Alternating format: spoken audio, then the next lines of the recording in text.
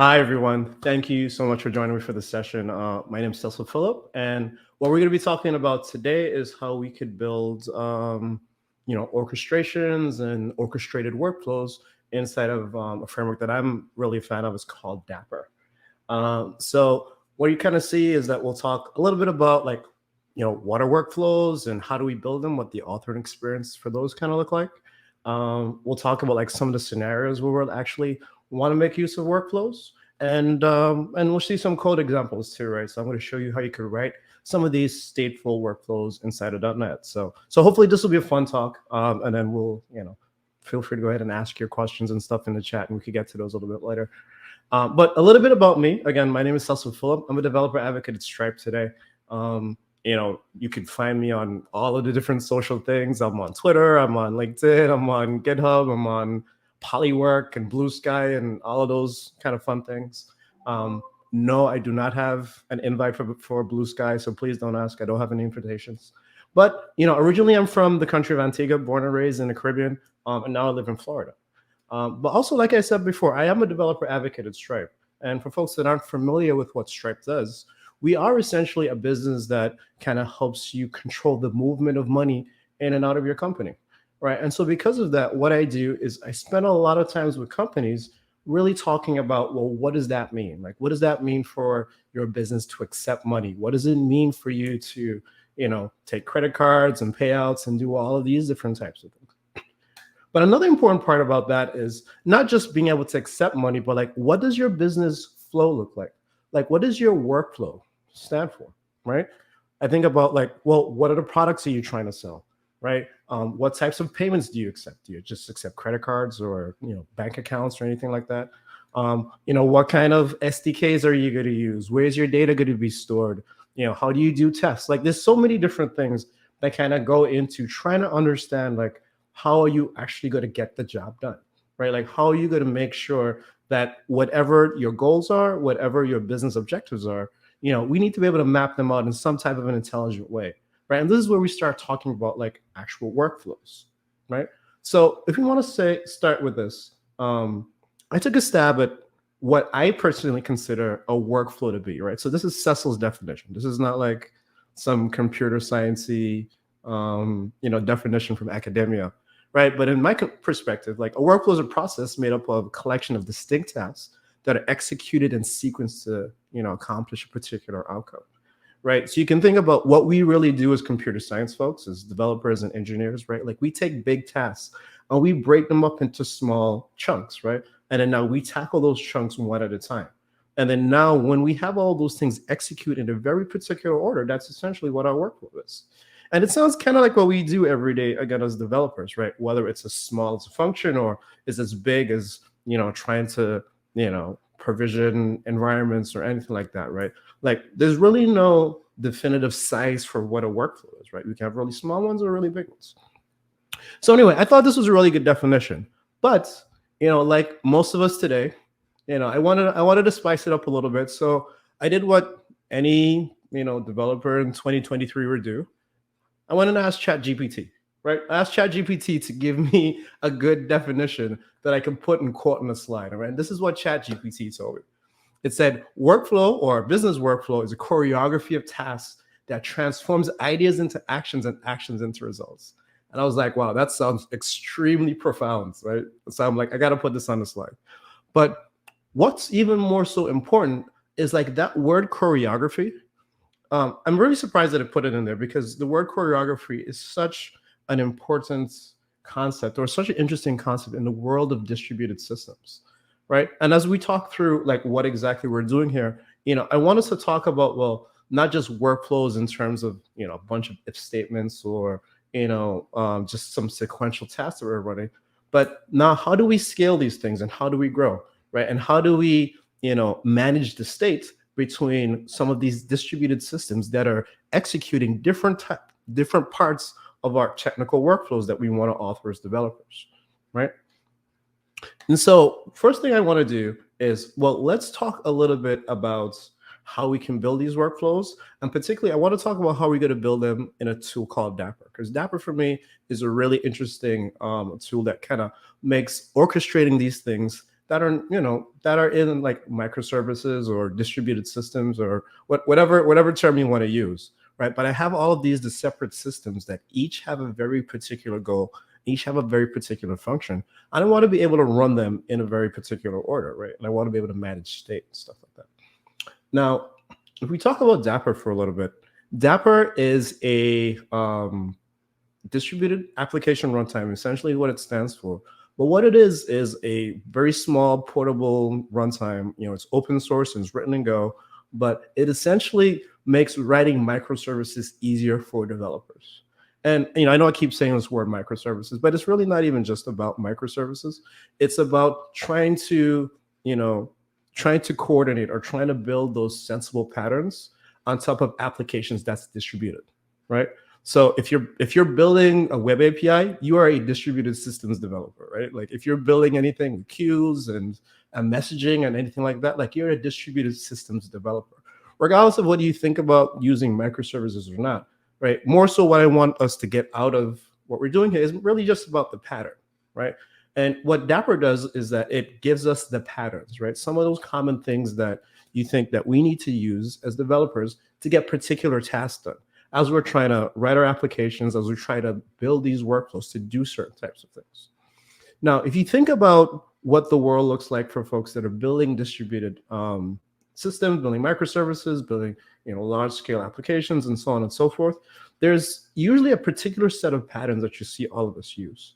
And what the folks at Dapper did was they kind of created what are called building blocks, right? Building blocks are essentially just abstracts of these different patterns that all of us might want to, implement as we're building these, these large-scale systems, these distributed systems, these things that scale out, right? And so in the beginning of Dapper, like these were like some of the first ones that they had. I could do service-to-service communication, right? You can think about it like service discovery. I have like an ordering service and an inventory service and a payment services, right? And I have multiples of these. And I want to know, well, where are they? How do I call them? Or what are the parameters they need? You know what I mean? What's the IP address and the port that they're running on, right? And if you think about it, as I have like many of these, right? Like not just one instance, but I have many instances of my payment service and many instances of my inventory service. How do I know, well, where are they? And are they up? Are they healthy? What's the status of them, right? And this is some of what service-to-service invocation kind of helps us do, right? It gives us some of that service discovery functionality inside of this pattern. Some other ones, as you can see here, we have state management, which is kind of like a key value store. We have publish, subscribe for folks that want to communicate using messages and queues and some of these other types of things. There's bindings, there's actors, observability, secrets, like tons of different things, right? But I think the main thing I want you to see is like each one of these building blocks really just represents an abstraction, right? And what Dapper does is it kind of just gives you what essentially is just like a contract that you could use to start making calls throughout some of these different building blocks that it offers. So like I said, like these were the first few building blocks that came out in the beginning, but now like there's so many more, right? But more importantly, at the end, I want you to see the fact that now Dapper has added workflows, which I think are tremendously important, right? And workflows, as you can see here, and this is Dapper's definition, right? Everyone has a definition. Dapper's definition of workflows is, ways that we can automate and orchestrate different tasks within inside of your application, which makes a lot of sense, right? Now that we talked about the building blocks, you might be asking yourself, okay, Cecil, I get it. There's an abstraction. There's these building block things that you could use to run this type of functionality. But but where does the actual implementation of the functionality come from? Like, what does it look like and where does it live? Well, on top of these building blocks, like I said, like these building blocks essentially are abstractions, but there has to be a thing that actually implements the abstraction, right? Like there's the abstraction or the interface, the contract, if you may, but then there's the things that actually implement them. And so within the focus of Dapper, like these things are called state stores. I'm sorry, these things are called components. All right, and so for every different type of building block, there's a collection of implementations, references, components. So as you can see, for the different state stores that we have, you could use Redis and Firebase if you wanted to, Cassandra DB, there's MySQL and SQL Server if you want. If you wanted to use pub sub brokers, you can have Redis and RabbitMQ and ASQ, AWS, SQS, and so on and so forth, right? Like as you can see, right? So with using Dapper, what it does is that it just makes it so much easier for you to now kind of like use these different components or use these different implementations of those particular patterns that essentially that you want to use in your application, right? So let's take a look next and see a little bit how Dapper works. So we spoke very quickly about what exactly building blocks are, like building blocks are the abstractions, and components are the implementations. So how does Dapper actually work when it comes to like communicating with your application and now wiring itself up into like these different components? So when we think about Dapper, so Dapper runs essentially in a sidecar pattern, right? And if folks are familiar with the sidecar pattern, essentially what it is that you'll have your app running or an instance of your application running, and then you're going to have an instance of the Dapper sidecar running right next to it, right? So you can imagine, again, if I had an inventory service, I'm going to have an instance of Dapper right next to my inventory service. If I have 5 instances of my inventory service, I'm going to have 5 instances, each for its respective each for its respective instance of that inventory service, right? It's like a one-to-one pairing, right? It's kind of like a Bonnie and Clyde thing that's kind of happening there, right? And so as you scale out your applications, you're going to scale out Dapper as well. Now, the reason you do this is because as your application is communicating and you want to make use of any of these different components, any of these different building blocks that are inside of Dapper, what you'll do is you'll speak to that sidecar, and that sidecar is usually running on localhost, right? So you don't usually have to like jump around and look for it, but you'll make that localhost call to that Dapper sidecar, and now through service discovery and through component registration, it'll be able to find some of the other services that are living within your Dapper ecosystem, and it'll also be able to find and wire up some of those additional components that are installed as well. Right. And again, we spoke about components as like pub sub. There's the workflow component, which is really what we're going to focus on as we kind of go forward in this talk. But then there's state stores and some of these other ones as well. Now, one thing I want to tell folks too, because they always ask this question. Well, Cecil, like I don't really need all of this stuff. Like, what is this thing that's in here? Well, the good thing about Dapper, it's kind of like a use what you need type scenario, right? So you don't have to use all the components if you want.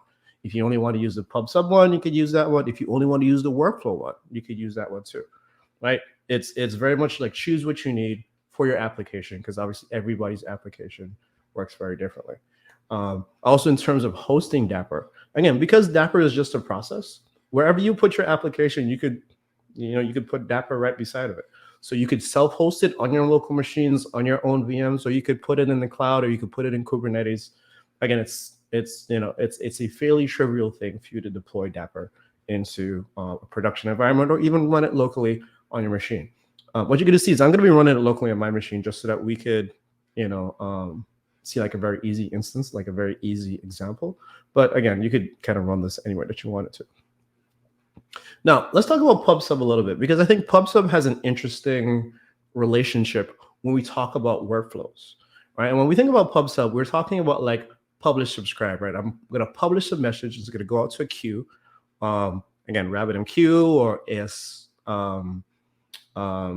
some type of AMQP supported broker, ActiveMQ, Azure Service Bus, whatever the case is, right?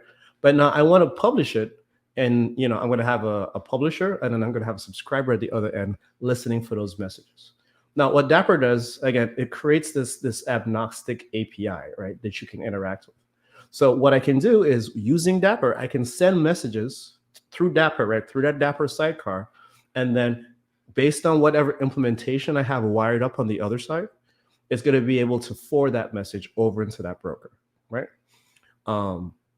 Which is great. And if you think about it, like a lot of what folks use PubSub for is to actually kick off workflows, right? To actually start, some background process from happening, kick off different orchestrations and things like that, right? Because it's almost like, hey, well, I want to have like this type of asynchronous type communication, right? Versus like a request response where I'm waiting on the thing. I actually just want to drop a message in a queue and then have my workers in the back listening and like picking up these messages and running things, right? And again, like the pub sub building block and the components allow us to do it with Dapper. So let's see really quickly what a kind of this model kind of looks like. So again, like you have your application, right? Like my app that's here, and then you'll have an instance of Dapper to it. And then my app is going to be the thing that publishes, right? On the other side, you're going to have like, your workers, right? The things that are going to kick off the process that are going to, carry out whatever business function that you want to run. You can imagine it's something like, hey, I'm going to drop a message in queue, and service A or service B is going to start processing images or looking at files, and I'm going to run my machine learning model, right, and generate data from my recommendation engine, whatever the case is, right? Like I'm going to kick it off, and I want some background work to happen in either service A or service B, right? Now, after using configuration, and a lot of Dapper is configured using YAML, what will happen is that my application starts up. Dapper is going to look for my app and those different services on those given ports that we're also going to configure.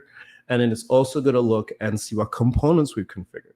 So based on the configuration, Dapper will know what my app is or where my app is, and then also what are the components that we have. And now all my app has to do is send an HTTP request to Dapper on localhost port, because again, we usually run Dapper locally. I'm going to say, hey, I want to publish a message to orders on the processed topic, right? So like orders here is the message, or the message queue. You could think about it that way. And then process is kind of like the topic, right, that we're kind of like sending it to, right? And so this is kind of what it looks like, right? And then also, like if we wanted to send it to different places, like we could, hey, maybe service A is listening to a different thing than service B is. You know what I mean? Like we can have like those different messages go.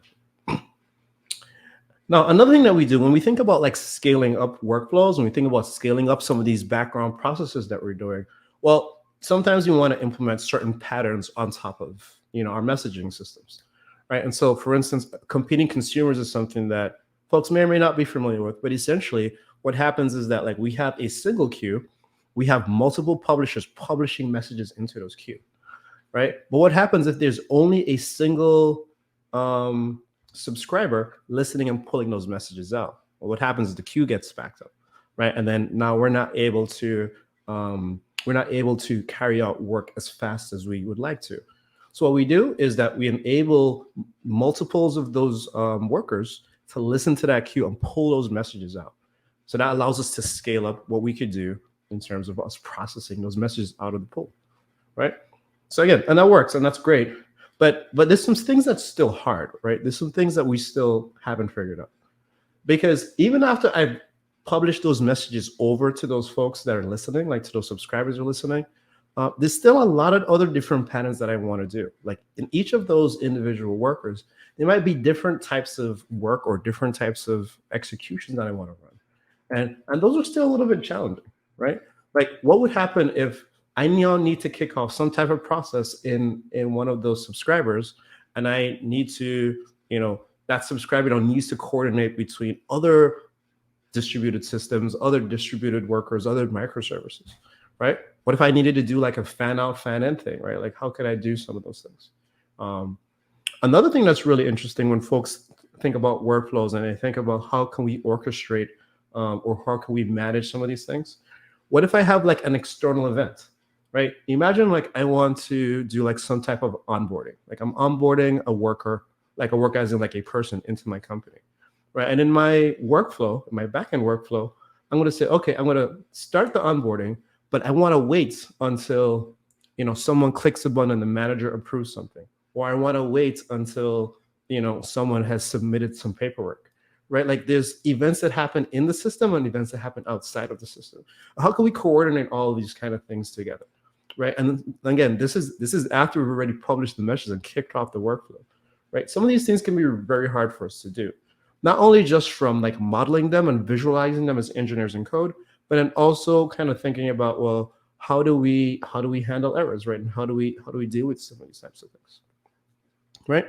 So let's take a look at some of these patterns in a little bit more detail and think about some of the ways that we may or may not have implemented these before in the past. So we think about task chaining as an example, right? Like, so task chain is, fairly straightforward as you could kind of look at it and see. Essentially, I have a workflow, right? I have a collection of tasks that I want to execute to complete some type of goal, but now I need them to kind of communicate with one another. And not only that, I have services that are all kind of dependent on the running of the previous one. So for service 2 to run, service 1 needs to finish. And for service 3 to run, service 2 needs to finish, right? It's kind of like a sequential execution of things, right? This is kind of what we're looking at. But if we look in the world of distributed systems, well, some of the best ways, or one of the more common ways for us to do this, is to put queues in the middle of each of those services, right? So when service 1 is finished, it publishes a message to some queue. And then service 2 is listening to that message. I'm like, okay, cool. It's time for me to run. I'm going to pull that message out. I'm going to do my work. I'm going to publish to service 3. And then service 3 publishes to service 4, and so on and so forth, right? And this is a very common pattern that a lot of folks use, right? But still, when bad things happen, right, now it becomes a little bit more complex, right? Like, how do we handle errors? What happens if service 1 never publishes the message? What happens if we start service 1, but service 3 faults, right? And the entire workflow never finishes. Like, what do we do there, right? Then we get into the notion of, okay, well, we need dead letter queues, or we need intermediary queues. Oh, we need to be able to restart the workflow, right? How do we know a way to restart it from, right? Like, do we restart at 2? Do we start at 1?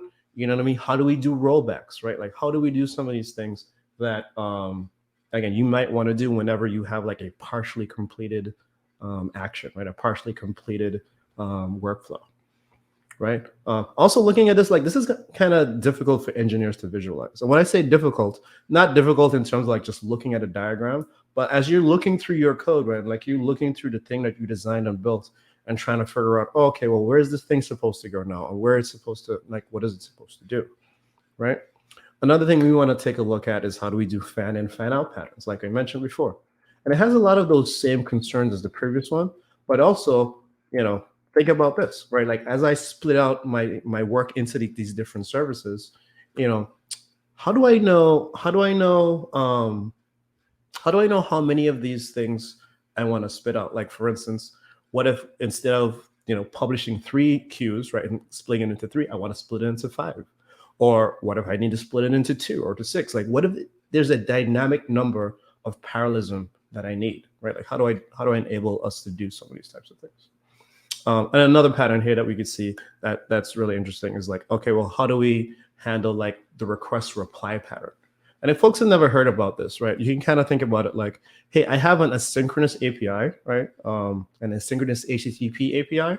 And what I want to do is I want to kick off some work, but I know this work's going to take a long time.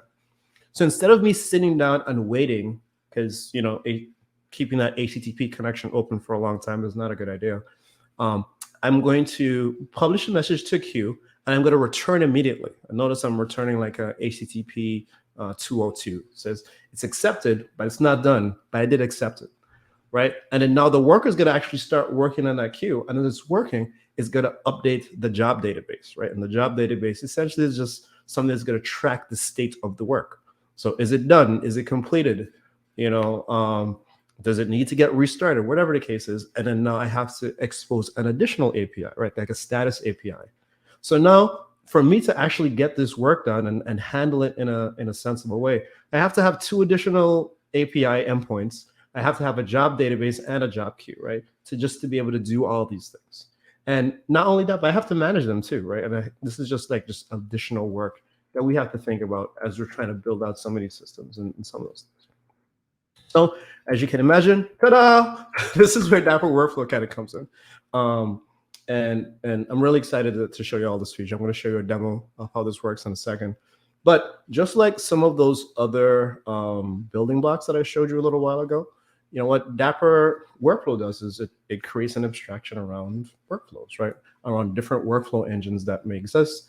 And there's even a built-in workflow engine in Dapr itself if you're not using another third-party one. So as of right now, just like I said, like with the other, just like the other components and the other building blocks, you can communicate with Dapr and you can kick off workflows using HTTP or gRPC. And then it also provides like SDKs that you could use to write, orchestrate your workflows, right? To actually write what exactly my workflow steps look like. And what are the how do I actually want to handle like errors and some of these types of things.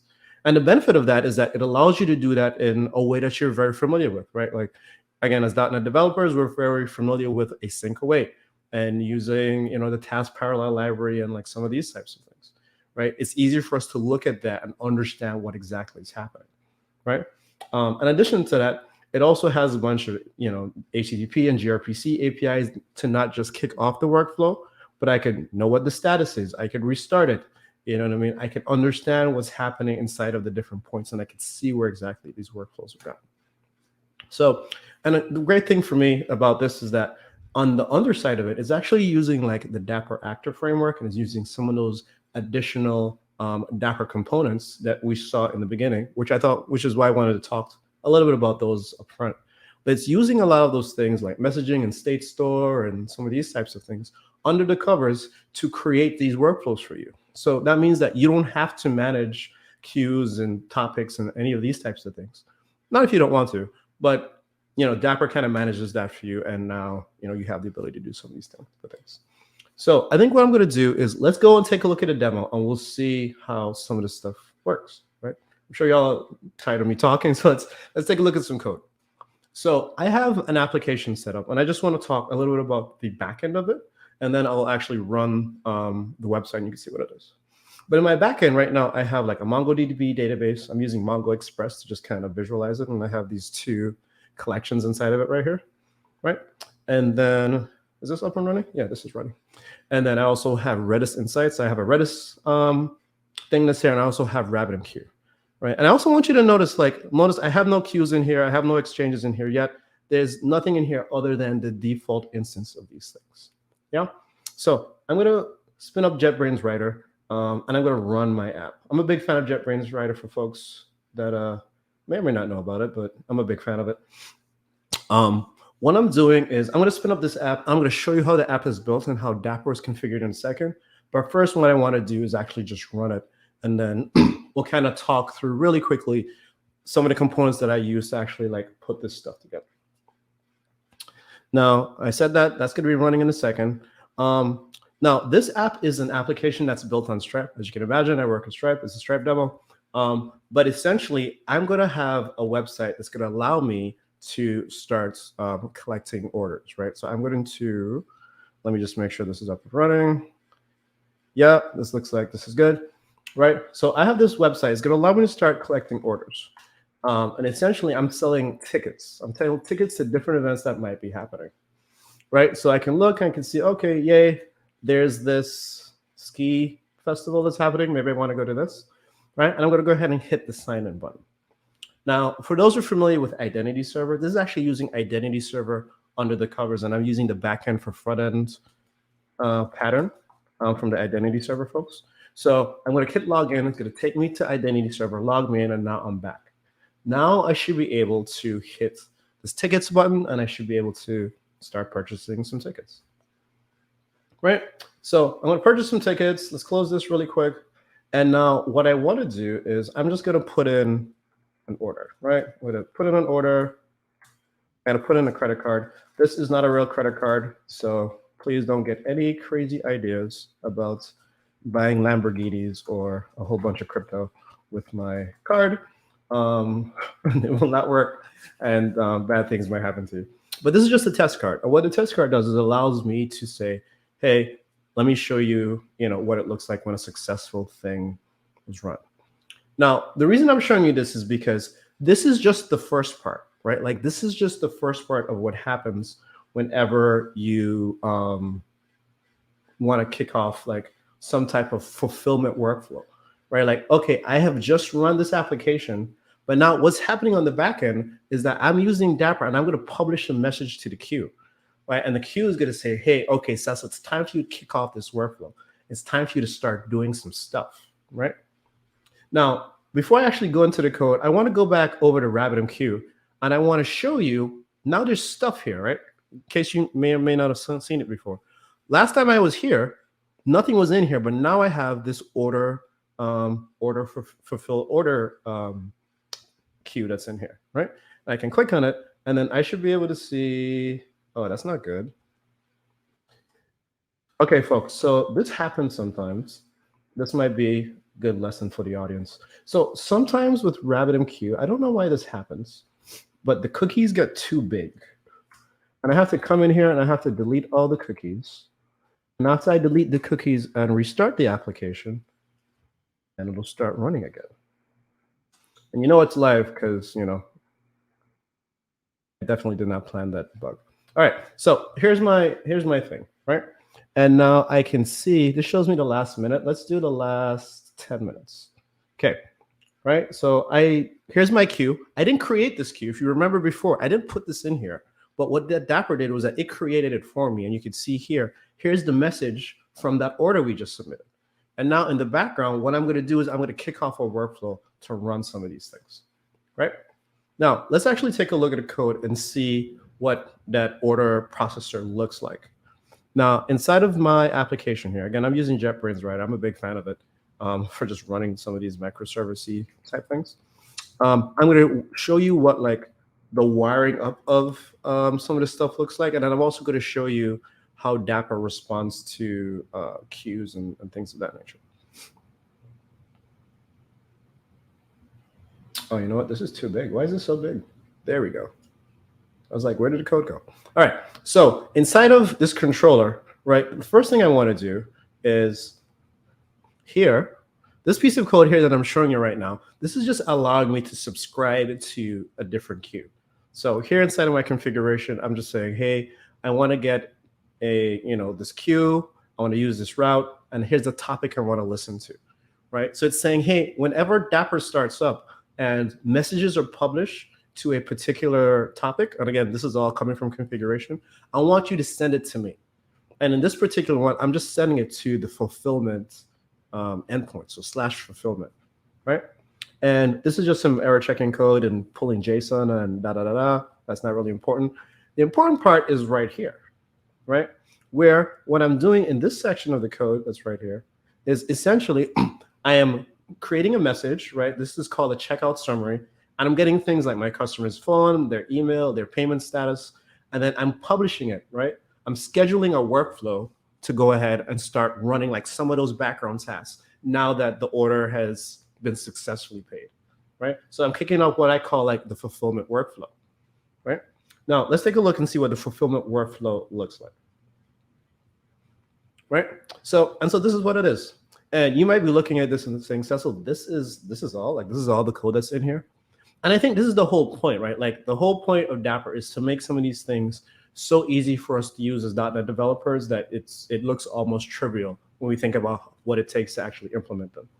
So what we're looking at here is a fulfillment workflow. And maybe I can make this a little bit bigger, actually, just in case this is too small for folks. I don't know if that's too small, but I'm going to make this like 22 or something. There we go. So this fulfillment workflow that's here, you can see that I'm deriving from this workflow class. And here it takes an input and an output as generic parameters. Now, inside of my workflow, essentially all I'm doing is I'm calling out a collection of activities. Activities just represent the steps that I want to take to execute this workflow. And now if we kind of look at the code that's here, you can see that I have about 4 steps, right? I have send order confirmation activity. I have update the attendee roster. I'm going to generate delivery info. And then I'm going to update the customer again one more time. Right? So you can imagine, hey, you just signed up to come to one of my events on my website. I'm going to send you a text message really quick. And I'm using Twilio to automate some of that stuff. I'm going to send you a quick text message. I'm going to say, hey, your order is being processed. Like we should be good to go. In a second, I'm going to, update inventory. Well, in this case, it's a roster because, it's no real products. It's just tickets. And then I'm going to print out real tickets. I'm going to send them to you. And then I'm going to send you virtual tickets as well, right? So you have the option of getting in-person tickets, but I'm going to send you like some type of barcode, right? But think about it as that's my workflow, right? Those are the things that I want to do in each of these different steps. Now, the important part about this is a couple of things. As you're building out the actual workflow code and not necessarily the activity, we'll talk about the activity in 2 seconds. As you're building out the workflow code, what you'll notice is that like I'm not just calling functions, right? I'm actually calling the activity using this context and this operation, right? This method on the context called call activity. The reason for that is that every time you hit an await, Essentially, what the workflow is going to do, or what Dapper is going to do, is it's going to do what's called checkpointing, right? So I'm going to call this await, and then whenever that await returns, it's going to write some states to a state store, right? And then I call the next one, it's going to write some state to the state store. So what that means is that every time something happens, I'm tracking to see what's the status of where I am, right? I'm trying to remember where I am as I go along. That's important for a couple of reasons. One, every time you call an activity might be in an external system, it might be somewhere else. Every time that activity is called, like the workflow shuts down, and it's going to wait for that activity to come back, right? If that activity is successful, we move on to the next one. If that activity fails, the workflow stops right there.